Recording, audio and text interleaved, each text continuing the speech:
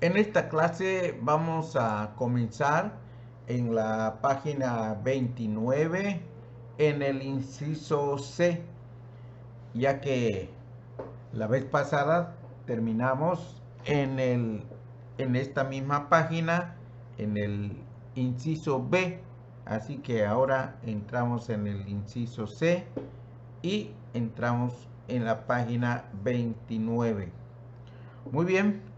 Bueno, entonces en este inciso dice, inciso C, dice, el texto bíblico básico ayuda al predicador a preparar su mensaje. Como mínimo, le señala su tarea inicial, la de interpretar rectamente el texto escogido. Y si su trabajo alcanza el mejor nivel posible, el texto le proporcionará no solo el tema de su sermón, sino también las consideraciones generales mediante las cuales el tema será desarrollado. Inciso D. El texto bíblico básico en cada sermón evita que el predicador se agote. Los asuntos o temas por sí mismos podrían agotarse en poco tiempo, pero la Biblia es tan extensa que el predicador siempre tendrá mucho de qué predicar. Bueno, cuando uno está predicando y de repente siente que pues ya no tiene de qué predicar porque ya se le agotaron los temas, ya habló de todo, habló del matrimonio, habló de la juventud, habló del perdón, del arrepentimiento, en fin, ha hablado de todo lo que se le ha ocurrido, pero ahora, ¿qué tema va a tratar? Entonces, pero no debe preocuparse porque la Biblia es muy extensa y entonces por eso se necesita que uno tenga un sermón, un- que uno tenga un texto de la Biblia que le va a servir. Es muy importante que tenga el texto, eh, ese texto que le va a ayudar uh, para que pueda desarrollar su mensaje.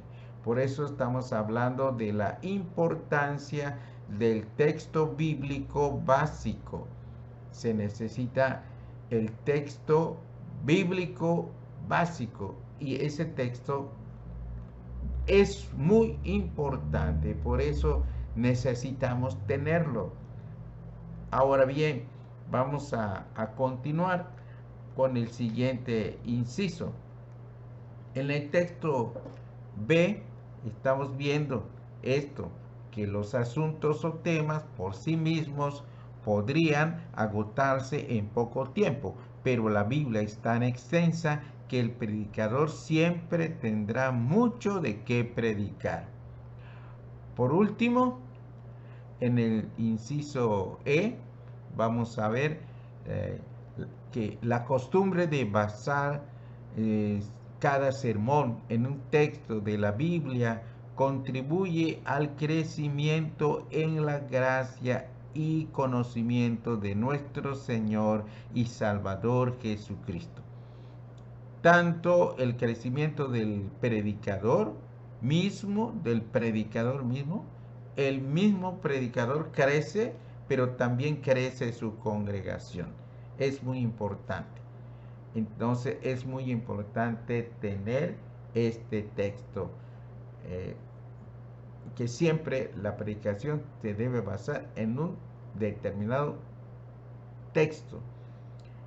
Bueno, en cuanto al predicador, tiene que estudiar mucho la Biblia cada semana y este esfuerzo requiere una disciplina mental constante y un continuo espíritu de oración que le dará como resultado un inevitable desarrollo mental y espiritual. Es decir, que el predicador pues es el primer bendecido. También es el primero que recibe el mensaje de la Biblia, porque antes de predicar a la congregación, pues el sermón lo va a recibir él mismo personalmente, porque la Biblia le va a hablar a él.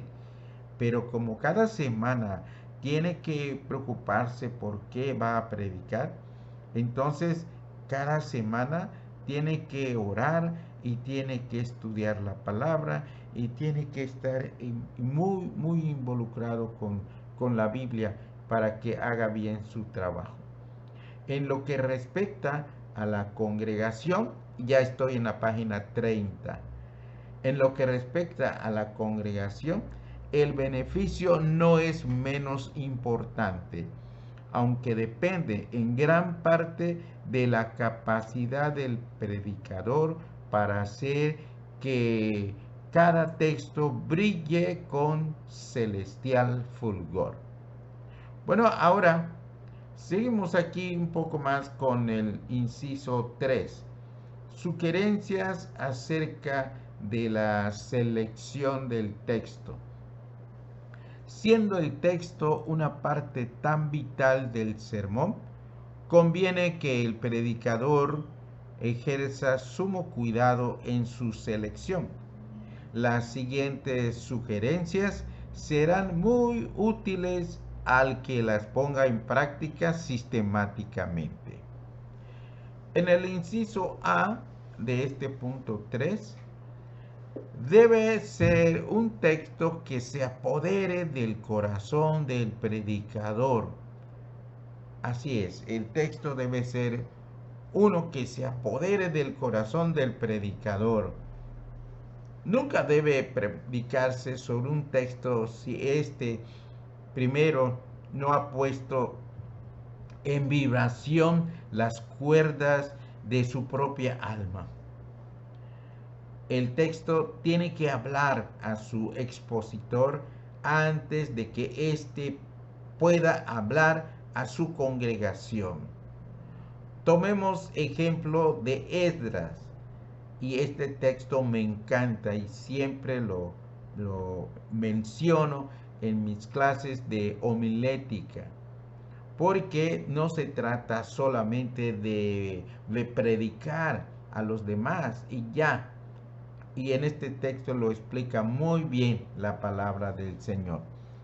Aquí habla de Esdras y dice, Esdras había preparado su corazón para tres cosas.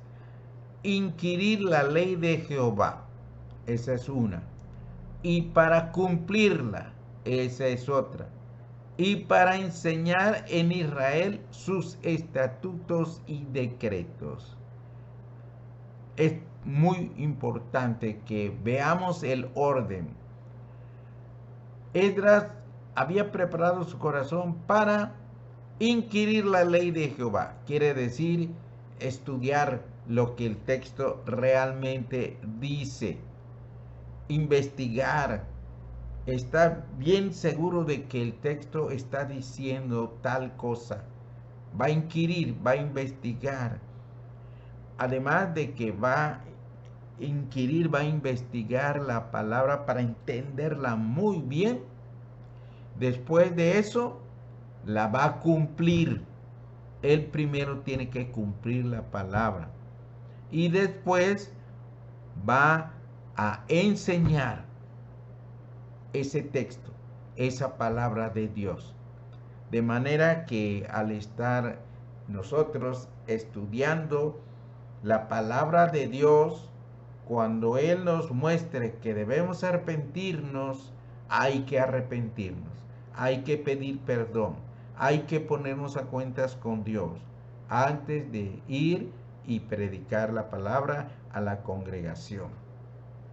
A veces el predicador tendrá la experiencia de que no es él quien escoge el texto, sino que el texto lo escoge a él. Mientras lee las escrituras o en el momento de estar intercediendo por su grey, súbitamente un trozo bíblico parece levantarse y agarrarlo. Dice aquí trabar de él, es decir, que como que lo agarra, diciéndole con insistencia, tienes que predicarme a mí, tienes que predicarme a mí. O sea que parece como que el texto está escogiendo al predicador y le dice, predícame, predícame. Esto suele suceder, pero el predicador no debe depender de ello, desde luego, desde luego. Bueno, pero vamos a ver el inciso B. El texto escogido debe satisfacer la necesidad más apremiante. Esto es muy importante porque la iglesia tiene muchísimas necesidades. Hay Hay jóvenes, hay adultos, hay ancianos, hay personas tristes, hay personas preocupadas, hay personas demasiado alegres, pero no por las cosas de Dios, sino por el mundo. En fin, hay personas que están alejadas, que no leen su Biblia, que no oran, que no vienen al culto de oración. Y bueno, hay una serie de necesidades en contra de que a veces los hermanos en la iglesia malinterpretan la intención del predicador, porque el predicador no está buscando echarle en cara a los hermanos de la iglesia sus pecados con un texto que escoge. Realmente los predicadores, los pastores, tienen una buena intención al mencionar un texto que habla del problema de algún hermano, de alguna hermana, de alguien. Generalmente no se refiere solo a uno, se refiere a 4, 5, 6, 7, 8. Lo que pasa es que él como pastor conoce cómo están las ovejas, pero a veces uno piensa, uy, el predicador, quién sabe quién le fue con el chisme de mi pecado y ya me está poniendo en evidencia. Pero no, el pastor casi nunca predica cuando solo una persona tiene aquel problema, porque él prefiere hablar personalmente con la persona y no estar hablando así como con indirectas. No, la Biblia no se usa para hacer indirectas. Las cosas que nada más tiene una persona ese problema, pues es mejor abordar a esa persona y hablarle. Pero cuando un predicador está hablando de una necesidad que hay en la iglesia, de un pecado en específico, pues generalmente es porque hay más de uno que tiene ese problema. Y bueno, pues hay que predicar porque hay que aplicar la medicina que se necesita y la palabra de Dios es la medicina, porque lo que uno dice por su cuenta, lo que yo digo como predicador, mi opinión, pues no cuenta mucho. Es la opinión de la Biblia lo que cuenta. Así que el texto escogido debe satisfacer la necesidad más apremiante. Nada más que aquí cuando yo digo satisfacer la necesidad más apremiante, nosotros los pastores lo vemos como una necesidad.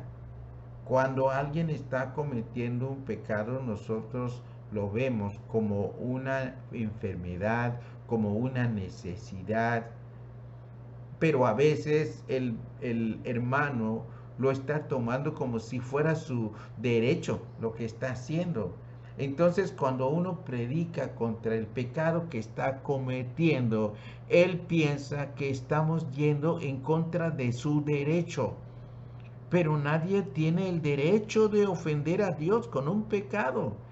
Lo que pasa es que en realidad es una necesidad espiritual la que estamos manifestando con cualquier tipo de pecado, tal vez egoísmo, tal vez orgullo, tal vez envidia u otro tipo de pecado. Entonces el texto debe satisfacer la necesidad más apremiante, porque hay varias necesidades espirituales en la iglesia, pero hay que predicar sobre lo que urge más. Muy bien, ahora en el inciso C vemos que el texto debe tomarse de los diversos libros de la Biblia. Esto es muy importante porque evita monotonía y ayuda a balancear el alimento espiritual. Bueno, no siempre vamos a estar hablando del arrepentimiento, a veces vamos a hablar de la adoración, otras veces vamos a hablar de la familia, otras veces vamos a hablar de la juventud, tal vez vamos a hablar de la vejez, no sé, bueno, debemos ir variando los temas y también los textos que vamos a predicar.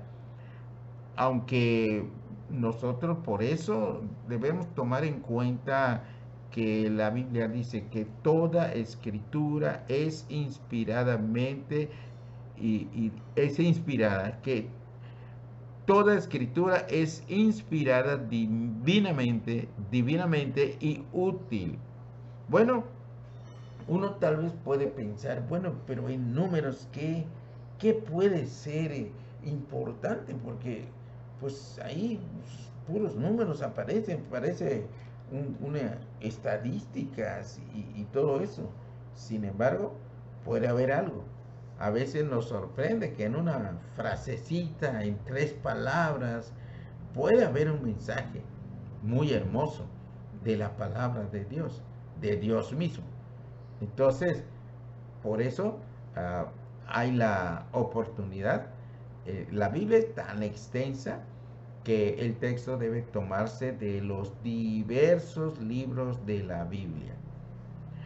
El texto debe ser muy claro para no confundir a los oyentes, excepto en casos en que el propósito específico sea esclarecer alguna porción de la escritura.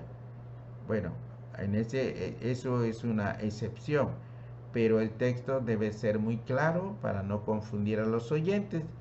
Pero si se trata de que precisamente un texto difícil que hay que explicar, bueno, entonces hay que citarlo, pero también hay que explicarlo, explicar qué es lo que significa el texto, porque a veces no está muy claro. Muy bien. Además, en el inciso E vemos que el texto debe hacer hincapié en aspectos positivos. Se recomienda más el Sermón del Monte que el Decálogo. ¿Por qué? Porque en el Sermón del Monte, pues se dice, dichosos los que obedecen esto, dichosos los que obedecen esto otro, dichosos. Entonces como que se está hablando de lo que sí se debe hacer.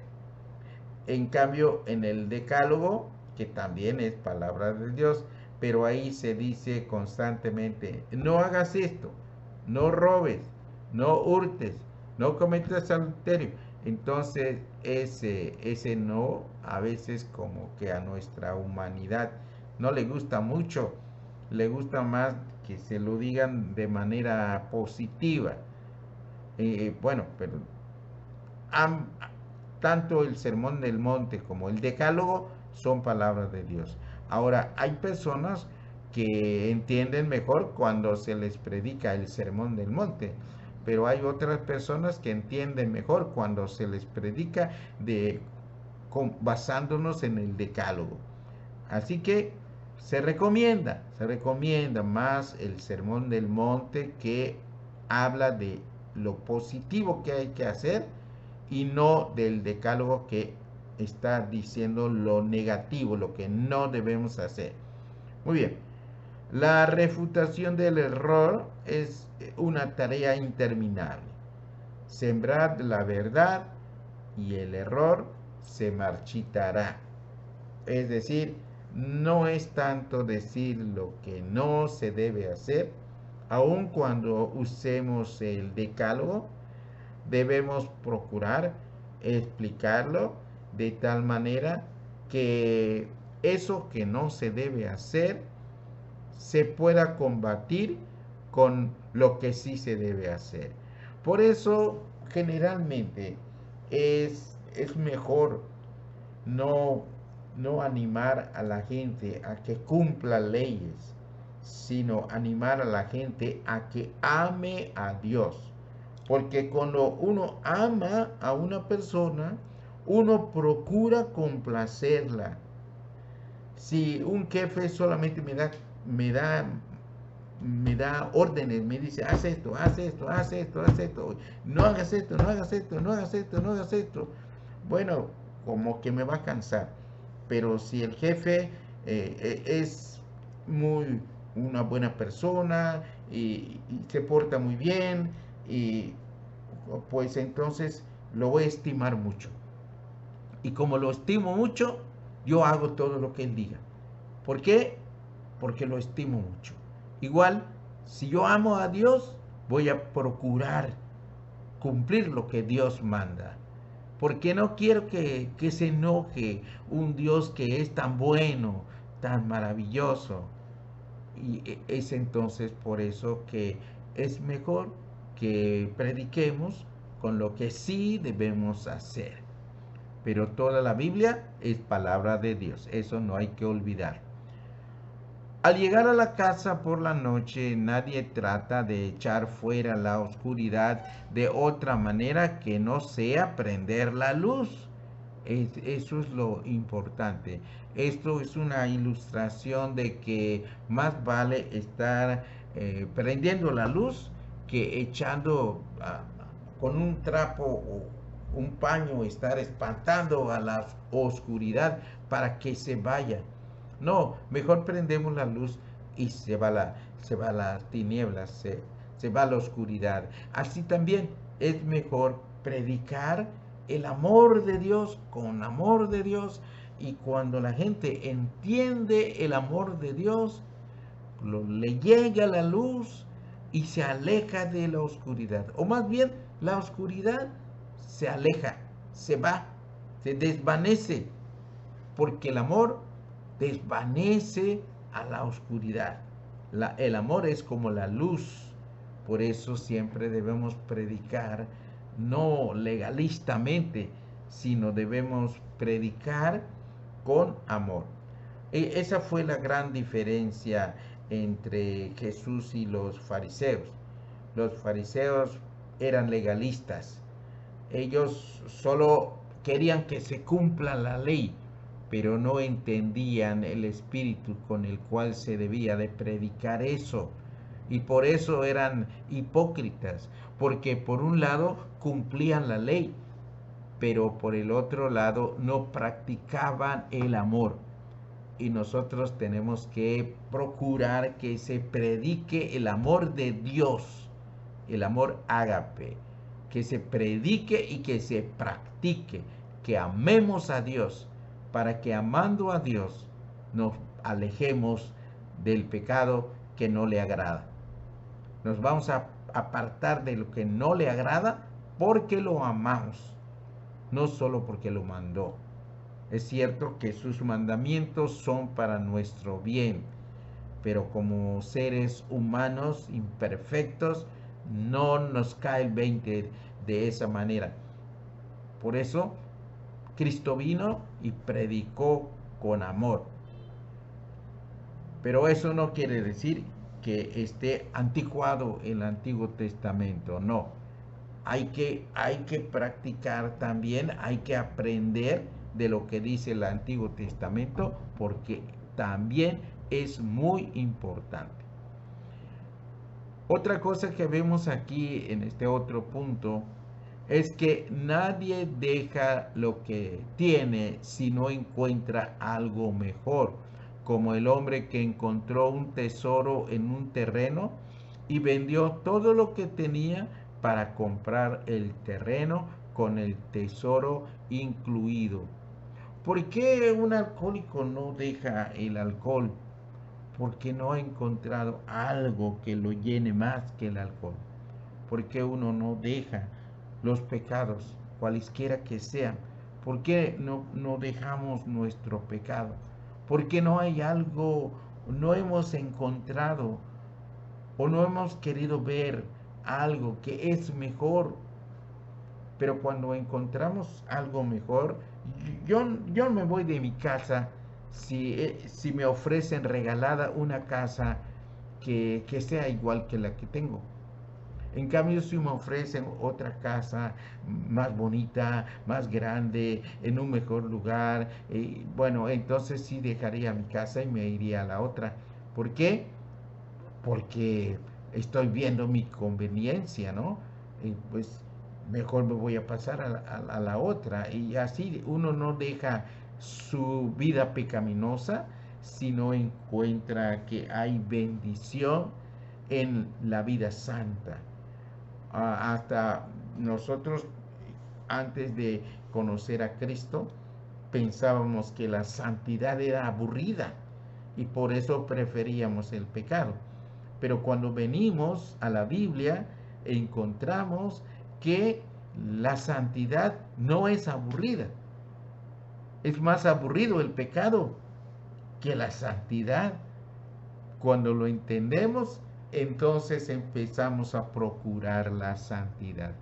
De esa manera debemos predicar, animando a la gente a que la vida cristiana es mucho mejor que la vida sin Cristo.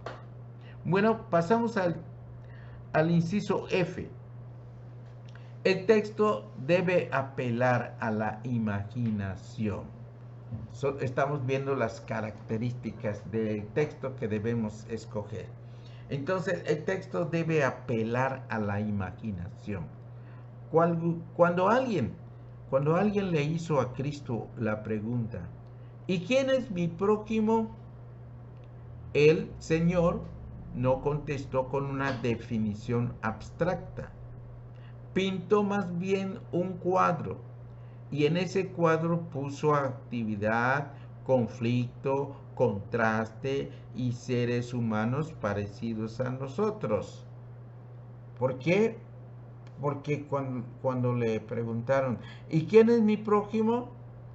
Entonces el Señor hizo una ilustración y entonces empezó a contar una historia para que aquel escuchara. Habló el, lo que conocemos como el buen samaritano, porque le contó una historia para que entienda quién es su prójimo. Le habló de un hombre que fue asaltado, pero le dijo que ese era, el que le preguntaba era un judío y al que hirieron era un samaritano. Pero él le dijo, simplemente le habló de un samaritano que había, bueno, que de un judío, bueno, porque el herido era un judío. A un judío lo hirieron y quedó tirado. Pero pasó un sacerdote y luego pasó otro y bueno, le cuenta toda la historia. No le contesta rápidamente, tu prójimo son todas las personas. Bueno, le pudo haber contestado así, pero mejor le explicó una historia. Entonces el texto debe apelar a la imaginación para que nosotros lo podamos explicar de tal manera que la persona lo pueda entender, porque a veces la Biblia dice, por ejemplo, no cometerás adulterio. Bueno, eh, ahí está diciendo la verdad, pero como que requiere una explicación. Porque uno puede decir, bueno, ¿y qué es adulterio? ¿Y cómo es? Hay que explicarlo. Hay que explicar. En este caso habría que explicar que el adulterio no solamente es el acto físico, sino que desde que uno piensa en algo relacionado con el adulterio, ya está uno cometiendo adulterio. Y bueno, así también lo explicó el Señor Jesucristo. Ahora tenemos aquí otro ejemplo. cuando el profeta Natán quiso redarguir la conciencia del rey David, no hizo un discurso sobre los pecados del adulterio y del homicidio como tales. Pintó, también pintó un cuadro, apeló a la imaginación y cuando ésta hubo hecho su labor, atravesó el corazón real con tú eres aquel hombre. Eso eh, fue muy hábil. Claro, seguramente que el Espíritu Santo lo guió. Igual así el Espíritu Santo nos va a guiar a nosotros. Y lo va a hacer. Y lo vamos a experimentar. Y es hermoso que el Espíritu Santo haga eso con nosotros. Que nos dé las palabras. Que usemos nuestra imaginación cuando estamos explicando el texto. Cuando tengamos un texto delante del que vamos a predicar, debemos ir pensando de una vez cómo lo vamos a ilustrar para que se entienda mejor por las personas que nos van a escuchar, dándoles el estudio bíblico o la predicación. Si el predicador debe predicar apelando a la imaginación, será mucho mejor si el mismo texto básico lo hace. Es decir, que el texto se debe prestar para que uno lo explique. O si es posible que encontremos un texto que es como una parábola tal vez, o algo que despierte la imaginación, qué bueno. Pero si no encontramos un texto que por sí mismo esté dando una ilustración, nosotros podemos escoger cualquier texto, pero tenemos que buscar la manera de ilustrar. Es de mucha bendición incluir entre nuestros textos básicos aquellos que son narrativos. Sí, llama más la atención de los oyentes una historia. La historia, no sé, de Esther, la historia de Ruth, la historia así de cualquier personaje, aunque sea un pedacito nada más, como la historia de Amán, el que estuvo ahí como enemigo de Esther. En fin, los textos, pues sería bueno que tuviéramos, pero claro, no nos vamos a limitar solo a ese tipo de textos. Pero bueno, esos textos, recuérdenlo, apúntenlo, los textos de historias, de parábolas, esos textos pueden ayudar para que sean nuestro texto básico, porque ellos apelan a la imaginación y nos facilitan el poder narrar. Nuestra predicación se vuelve como una narración, como por ejemplo la historia de José, el hijo de Jacob. Bueno, esa historia la podemos memorizar e incluso la podemos dividir fácilmente. Podemos hablar de la infancia de José, o podemos hablar y después hablar de la juventud, hablar de cuando fue vendido y la etapa de su sufrimiento, y después podemos hablar de la etapa en cuando Dios lo levanta, ¿no? O sea, por lo menos hay tres partes ahí en la historia de José, el hijo de Jacob, que podemos eh, en usar esa historia para un mensaje. Muy bien, ahora tenemos aquí una sugerencia en el número 4. La sugerencia es del semillero homilético. ¿Qué es eso? Bueno, quien predica o imparte estudios bíblicos debería acostumbrarse a ser muy observador y reflexivo. Dios gusta de enviar ráfagas de iluminación a quienes ministran su palabra. Por lo tanto, cada escudriñador de la palabra de Dios debe construir un semillero homilético o un almacén de ideas. O sea, uno debe andar con una libretita, porque de repente está andando y ve algo y entonces, pero luego se nos olvida. Después empezamos a decir, qué vi, que era bonito, pero no me acuerdo qué. Bueno, entonces lo apuntamos. Que leemos algo en el periódico que pensamos que nos puede servir para una predicación, claro, tenemos que buscar el texto apropiado, pero para explicarlo, pero vemos algo o escuchamos una predicación en la cual hay un puntito que nosotros podríamos desarrollar mejor o más ampliamente, hay que buscar, hay que apuntarlo y hay que buscar un texto que realmente pueda explicar mejor eso. Y bueno, hay diversas maneras como pueden llegarnos las ideas o ráfagas, ¿sí? Ya sea viendo la tele, caminando por la calle, cuando vamos al súper, hasta si estuviéramos en el cine, donde quiera que andemos, vamos a estar pensando en la palabra de Dios. Así que cualquier cosa lo vamos a empezar a comparar con lo que dice la palabra de Dios.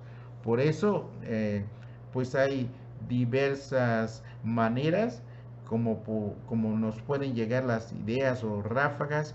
Hay muchas maneras como pueden llegarnos las ideas o ráfagas de iluminación.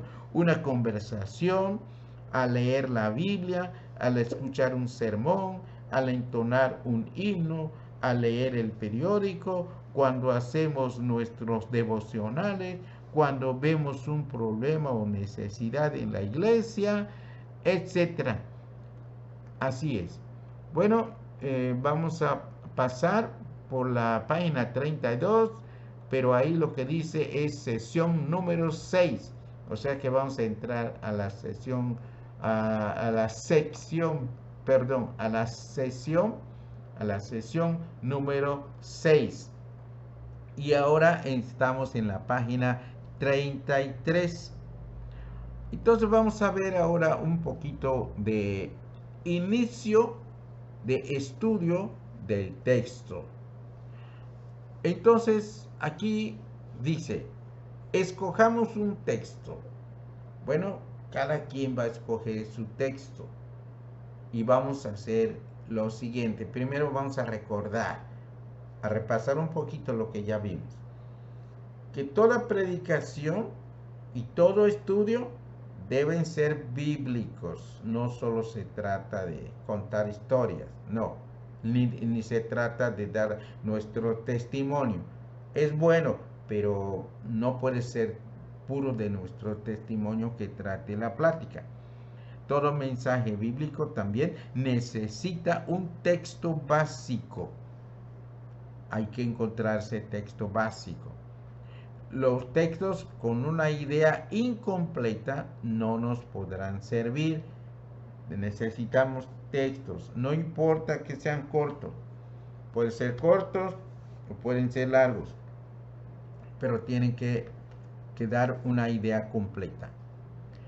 Los textos que no tienen una idea clara tampoco nos serán útiles, sobre todo cuando estamos iniciando en el arte de la predicación. Bueno, hay textos que aunque sean largos, pues no tienen una idea clara. Así que pues esos tampoco nos van a servir. Tenemos que buscar textos que realmente tengan una idea clara. El texto puede ser extenso o breve, pero debe ser uno solo cuando estamos iniciando. Bueno, a veces podemos, ya más adelante, podemos usar 2 o 3 textos, pero al principio mejor usar uno para no tener tantos problemas. Bueno, aquí nosotros vamos a ver un ejemplo. Un ejemplo.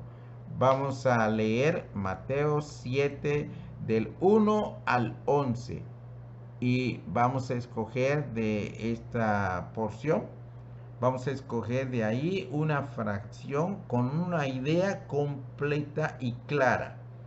Aquí tenemos el texto, versículo 1 ese capítulo 7 del 1 al 11. Versículo 1.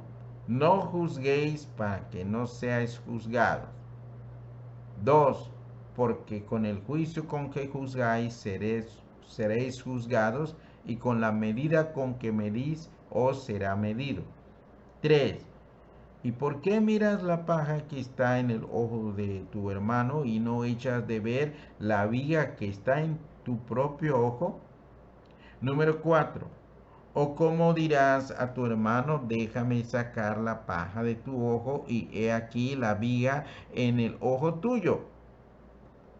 5. Hipócrita, saca primero la viga de tu propio ojo, y entonces verás bien para sacar la paja del ojo de tu hermano. 6. No deis lo santo a los perros, ni echéis vuestras perlas delante de los cerdos, no sea que las pisoteen y se vuelvan y os despedacen. 7. Pedid y se os dará, buscad y hallaréis, llamad y se os abrirá. 8. Porque todo aquel que pide, recibe, y el que busca, halla, y al que llama, se le abrirá. 9. ¿Qué hombre hay de vosotros que si su hijo le pide pan, le dará una piedra? 10. O si le pide un pescado, le dará una serpiente. 11.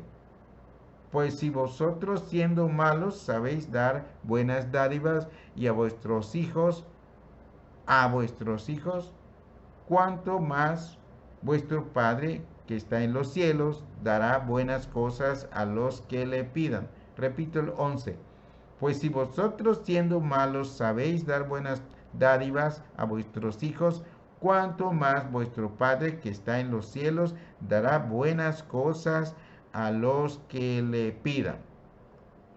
Bueno, nos quedamos con Mateo 7 del 1 al 5. Aquí estamos leyendo 7 del 1 al 11.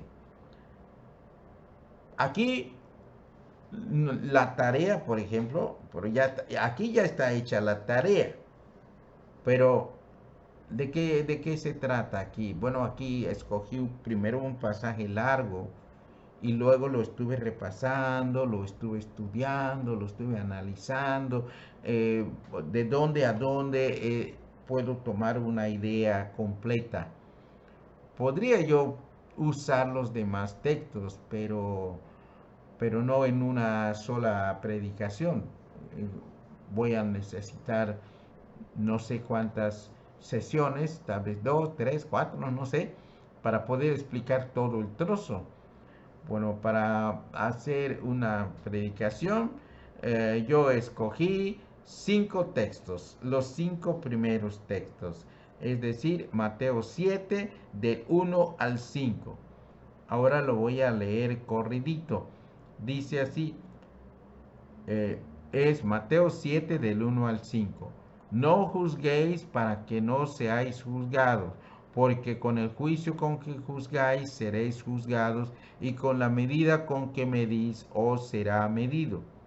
¿Y por qué miras la paja que está en el ojo de tu hermano y no echas de ver la viga que está en tu propio ojo?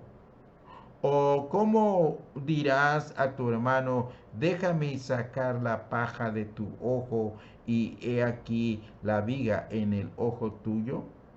Hipócrita, saca primero la viga de tu propio ojo, y entonces verás bien para sacar la paja del ojo de tu hermano. Bien, entonces, ahora lo que sigue, lo que vamos a ver, yo ya les mostré el texto que escogí, pero ahora vamos a seguir analizando más cosas, y vamos a, por ahorita dejamos el texto y vamos a estudiar esto de la técnica de los 4 pasos al estudiar un texto. ¿Cuáles son estos 4 pasos que siempre debemos practicar. Bueno, primero es escoger el texto bíblico. Yo ya escogí mi texto. Va a ser Mateo 5 del 7 no, va a ser Mateo 7 del 1 al 5. Ese va a ser mi texto. Ahora bien, yo lo tengo que estudiar, pero para eso voy a usar los 4 pasos. Primero, observación. Tengo que leer como unas 15 veces, 20 veces el texto completito, todo. En este caso son 5 versículos. Pues los tengo que leer varias veces. Varias veces. Le voy a hacer la observación. ¿Y qué dice el texto? Eso es lo principal que me voy a preguntar. En esta sección lo que yo debo hacer es observar el texto. ¿Qué palabras están ahí? Y también quién habla, cuántas personas son mencionadas y, y de qué están hablando. ¿Hay alguna ciudad al nombre de alguna persona que no conozco? Lo voy a subrayar porque después voy a trabajar con eso porque me va a servir. ¿Algún verbo que esté hoy viendo ahí? ¿Está hablando de Dios o qué? Todo lo que yo necesite investigar, me lo voy a llevar de tarea para saber qué significan esas palabras que no entendí. Ahora que sí entendí todas las palabras, qué bueno, pero estoy observando el texto. A veces hasta tengo que ver si tiene una coma, si tiene un punto, si está con mayúscula. Todo eso lo...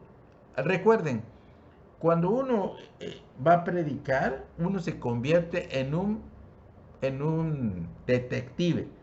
Uno, todos los detalles, todos los datos son muy importantes. Un punto, una coma, alguien que dijo algo, alguien que no dijo, alguien que pasó por ahí, lo que sea, ¿no? A veces tenemos que cuidarnos de que no vaya a haber alguna manchita ahí en la Biblia, porque también la vamos a tener que interpretar. Bueno, estoy exagerando, ¿no? Pero a lo que me refiero es que tenemos que fijarnos muy bien en el texto. Hay que, cuando menos unas 20 veces, hay que leerlo y volverlo a leer y volverlo a leer. Hay que imaginarnos igual el tono en que se está diciendo.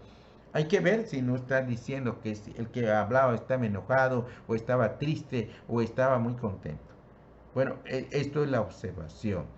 Ahora, en ese momento no vamos a interpretar nada, no vamos a resumir, no vamos a aplicar nada, solo observar el texto. Después vamos a hacer la interpretación. Ahora sí, ¿qué significa el texto? Bueno, ¿de qué está hablando? Ahora sí, voy a preguntarme de qué está hablando. Este texto es continuación de una historia, es el resumen de algo que estuvo diciendo Cristo o algún personaje, porque puede ser del Antiguo Testamento y está hablando una persona.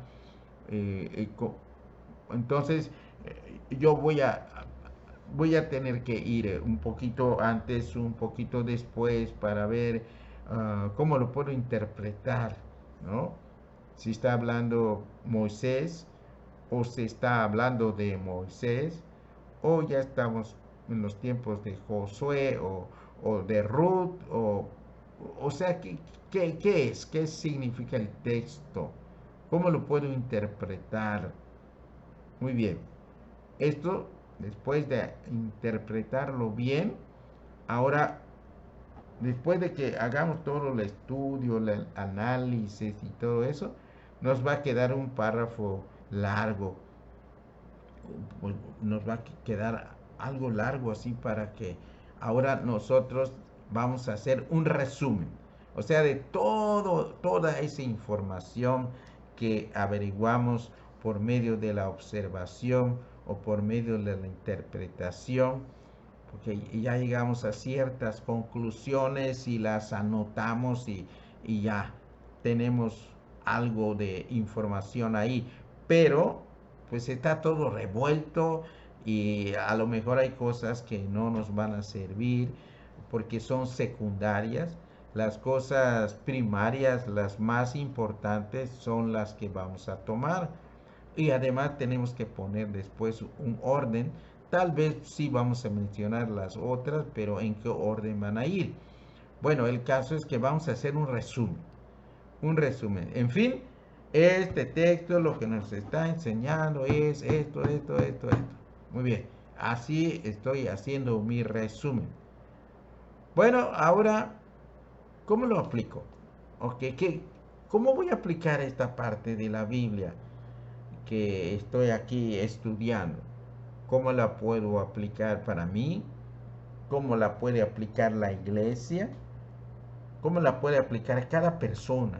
Tal vez hay que aplicarlo como congregación. Tal vez hay mensajes así, en donde hay un mensaje para la iglesia.